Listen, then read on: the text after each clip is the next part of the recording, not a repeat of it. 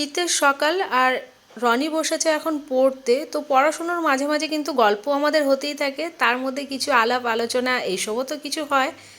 আর ঘরের কাজও করতে হবে, তার সাথে আমি এগোলাম ঘরের আবার কিছু কাজ করার জন্য। কিছু কাজ হয়ে গেছে, কিছুটা বাকি আছে।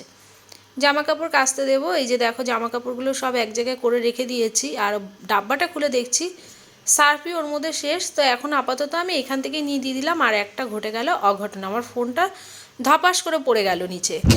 তো দেখলাম যে ট্রাইপডের ওপরে যে হোল্ডারটা, ওইটার কিন্তু ওই যে রাবারটা সেটা খুলে পড়ে গেছে। তো অনেকগুলো প্রায় 8-10খানা এই হোল্ডার এনে রাখা ছিল, আমার কর্তামশাই আমাকে এনে রেখে দিয়েছে। তো এখন দেখছি অবশিষ্ট 3টে রয়েছে। তো দেখেও নিলাম, আর কটা বলতে হবে নিয়ে আসার জন্য।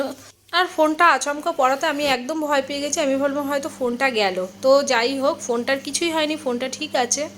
তো আবার আমি দেখো একটু হাতে ধরে ভিডিও করলাম, আর এবার চলে এসেছি কিন্তু রান্নাঘরে।